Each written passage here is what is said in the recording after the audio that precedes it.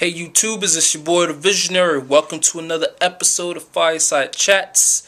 As you can see, I got a new hat. I'm loving it. I saw my friend, he had it on his show. It's called Adam's Theory. Check it out if you want to be privy to a lot of funny ass fucking episodes and whatnot.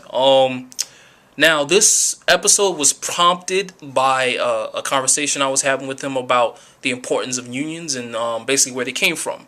So, in a nutshell, unions, believe it or not, were originally, or is originally, like the newest evolution of what was back then, hundreds of years ago, during the time of King Arthur's and knights. Yo, that time period like started so much shit. But back then they had something called guilds. Now guilds were basically the same type of concept.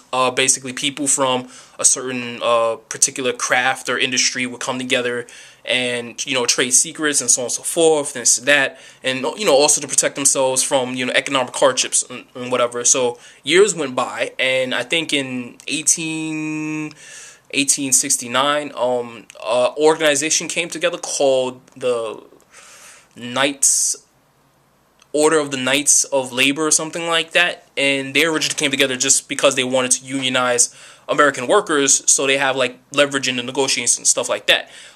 During that time, mad stuff was happening. Mad people and groups of people were fighting because or basically businesses didn't want that to happen, so they hired people to mess them up and fuck them up and so on and so forth. So that organization kind of died out later on. You move a bit forward, certain acts were passed. I think one was called the Adam Clayton Antitrust Act or something like that. There's another one, the Adamson Act. All of these acts that came out afterwards were meant to protect people who were, being chastised, who were being oppressed in their work environments, and when they tried to say something about against their company or against their business or whatever, so forth, it'll give them a little bit of leeway to make some change, so on and so forth. And in general, the purpose of unions and its effect is good because of the unions back in those days when they fought for certain things. Benefits that we get, the basic staples of our jobs and how we work and what we do were guaranteed and came about because of what they were doing back in the day. So, pay benefits, what do you call it, Social Security, medical leave and all that stuff, that came about because we had unions.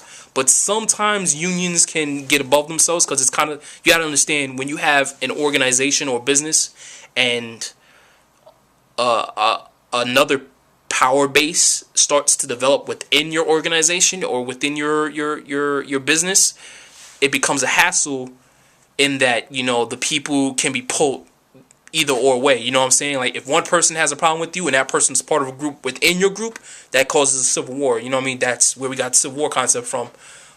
So those people who are in that particular situation, it becomes a problem for them, and it becomes a problem for us because when we got two giants who control, something that we need to use in our everyday lives, that messes up. For instance, I think in 2005, you remember the big MTA strike that happened and occurred? That's a perfect example of having a group within a group, with the union, the MTA union, basically the TWA, and the whole bullshit where, we needed to negotiate a contracts and a time is running out, and it wasn't that serious because these guys making mad money. I think the average fucking pay that they were getting, the average worker was like getting 40 G's a year. 40 G's a year. That's like more money than most accountants get. You know what I'm saying? So whatever. But that's what happens when one group gets too much power when they're not supposed to. Because public transportation, to me, it's public transportation. It's supposed to be run by the government. But that's just my opinion.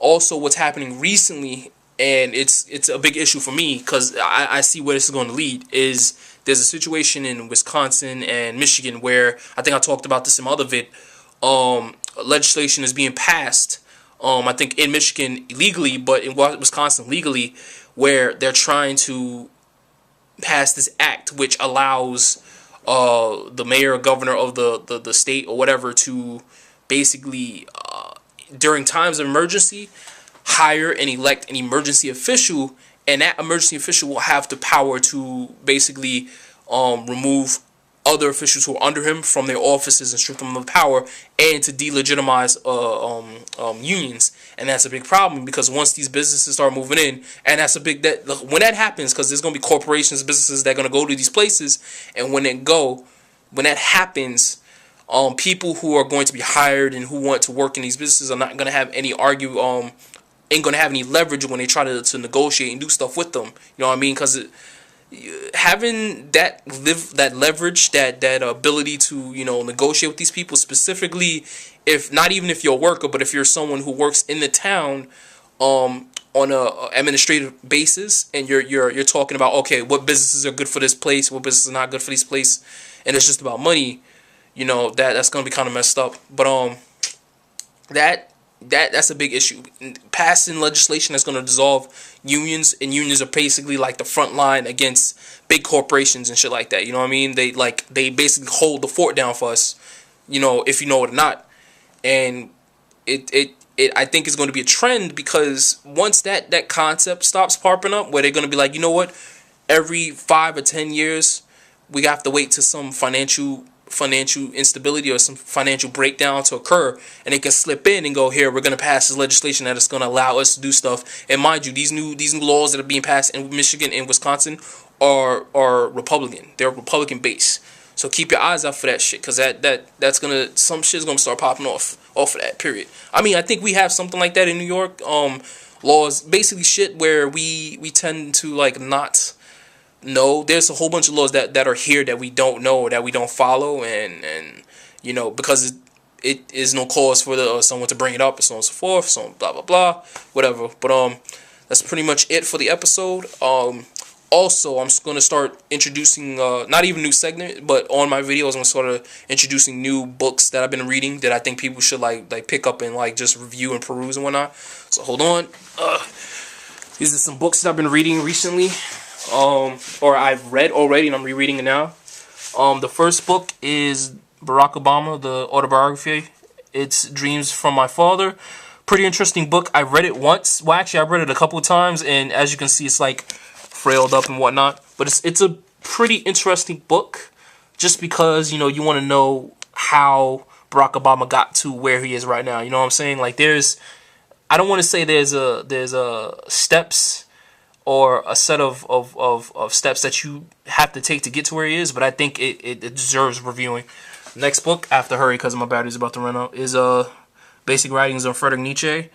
One of my favorite philosophers. Get into him. His shit, like 70% of his shit is bullshit, but the other 30 makes perfect fucking sense, and I think is worth your time reading this guy. Another book, Secrets of the Temple. How the Federal Reserve Runs the Country by William Grader. Basically economics. I'm trying to get into that because there's a lot of shit about money that I don't understand and I don't know, and it teaches you a lot about inflation, deflation, the 1920s and 30s when that shit happened. It tells you why it's good to own a home. And it's real simple. It's a big ass book, but a lot of the shit is basically fluff material telling you about what happened during those times. But it gets right to like, A, this is why this happened. B, you need to do this. C, this is why it's good. And it's a pretty good book. Check this out if you want to get into economics and learning basic money, basic economics, basic money handling shit. Alright, that's pretty much it. Thank you for watching my channel. Peace.